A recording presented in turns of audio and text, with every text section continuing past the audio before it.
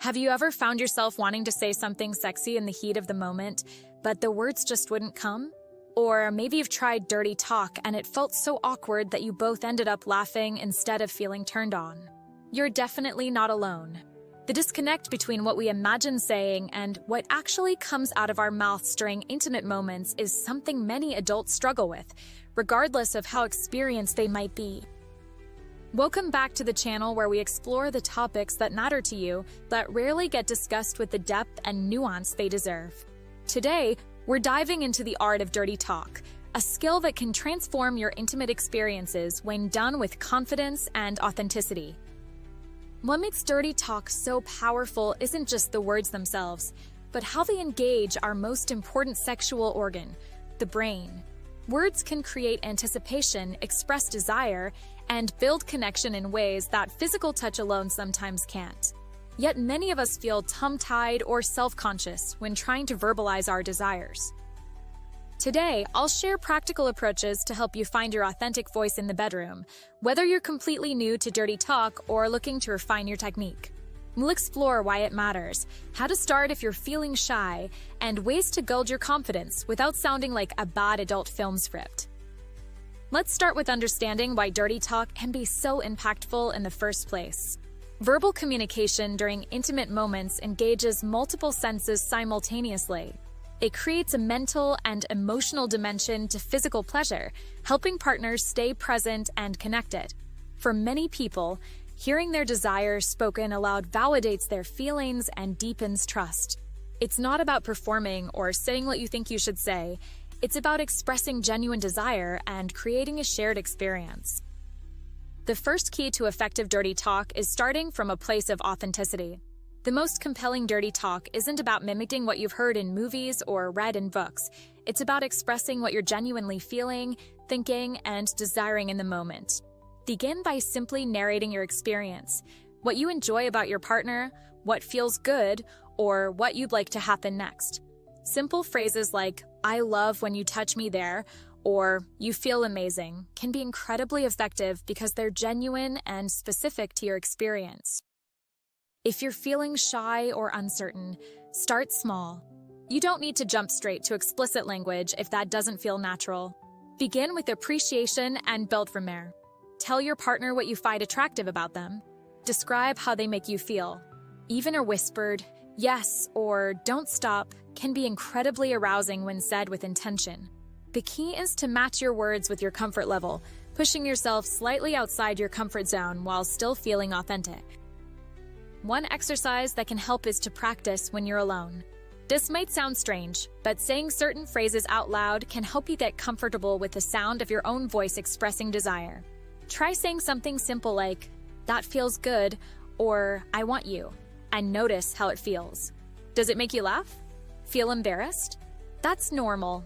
The more you practice, the less awkward it will feel when you're with your partner. Before we continue, if you're finding this conversation valuable, take a moment to hit that subscribe button and turn on notifications. I create content regularly exploring intimate topics that matter to adults seeking deeper connections and more fulfilling relationships. Subscribing ensures you won't miss future discussions that might resonate with your experiences or questions. Now, let's address the second key element, building a vocabulary that feels comfortable for you. Everyone has different preferences when it comes to language, especially around intimacy. Some people respond well to explicit terms, while others prefer more poetic or suggestive language. Neither approach is inherently better. What matters is finding words that feel natural coming from your mouth and that resonate with both you and your partner. Start by considering what words you're comfortable using for body parts and sexual activities. If certain explicit terms feel uncomfortable, don't force yourself to use them. There are countless ways to express desire without using any particular vocabulary. Similarly, if flower euphemisms make you cringe, don't use those either. Your dirty talk should sound like you, just a more uninhibited version of yourself. Communication with your partner outside the bedroom is essential for effective dirty talk within it. Have an honest conversation about your comfort levels, boundaries, and desires. Ask what kind of language turns them on and share what appeals to you. These conversations might feel awkward initially, but they create the foundation for more satisfying, intimate communication. Remember that preferences can vary widely. What's arousing to one person might be off-putting to another. The third element is timing and context. Effective dirty talk responds to the energy and intensity of the moment. In the beginning stages of intimacy, lighter, more suggestive language often works well. Comments about how attractive you find your partner or how much you've been looking forward to being together. As intimacy progresses, you might transition to more explicit descriptions of what you're experiencing or what you want to happen next. Pay attention to your partner's responses, both verbal and nonverbal. If they react positively to certain phrases or types of language, that's valuable information. If they seem uncomfortable or don't respond enthusiastically, try a different approach. The goal isn't to perform a script, but to enhance the connection between you. It's also worth noting that dirty talk isn't just for during sex. Suggestive texts during the day, whispered comments while in public, or explicit descriptions of what you'd like to do later can build anticipation and create a sense of shared secret intimacy. This extended foreplay through words can make the physical connection, when it happens, even more intense. The fourth key element is making peace with the occasional awkward moment. Even the most skilled communicators sometimes say things that don't land as intended. If you say something that feels weird or gets a laugh instead of a moan, that's okay. Intimate moments often include elements of vulnerability and occasionally even humor. The ability to laugh together and move past awkward moments without shame is actually a sign of a healthy connection. Remember that developing any new skill takes practice.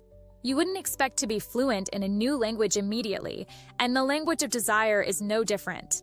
Be patient with yourself and view each interaction as an opportunity to learn more about yourself and your partner. What matters most is the intention behind your words, the desire to connect, please, and share yourself more fully.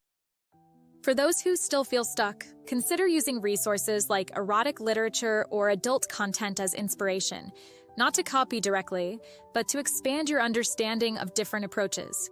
Notice what language resonates with you and what feels forced or inauthentic. This can help you develop a mental library of phrases that might work for you when the moment arises. It's also worth exploring the power of questions in dirty talk. Asking your partner what they want, how something feels, or if they like what you're doing serves multiple purposes. It shows your attentiveness, gives you information about their preferences, and can be incredibly arousing when asked in the right tone. Questions like, "Do you like when I touch you here?" or "What do you want me to do next?" invite your partner into an active dialogue of desire. As we wrap up this discussion, remember that the most important aspect of dirty talk isn't the specific words or phrases, but the intention behind them. Effective dirty talk comes from a place of presence, desire, and connection. It's about letting your partner know that you desire them, appreciate them, and are fully engaged in the experience you're sharing. I hope this exploration has given you some practical ideas to enhance intimacy through verbal expression. If you found value in this discussion, please hit the like button and consider subscribing if you haven't already.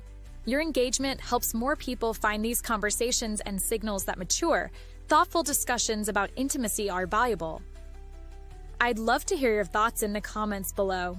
What aspects of verbal communication during intimacy have you found challenging or rewarding? What other topics related to adult relationships would you like to see explored in future videos? Remember to check the description below for ways to support the channel and keep these important conversations going. Thank you for joining me in exploring this aspect of adult intimacy. Until next time, keep the conversation going, both here and in your personal relationships.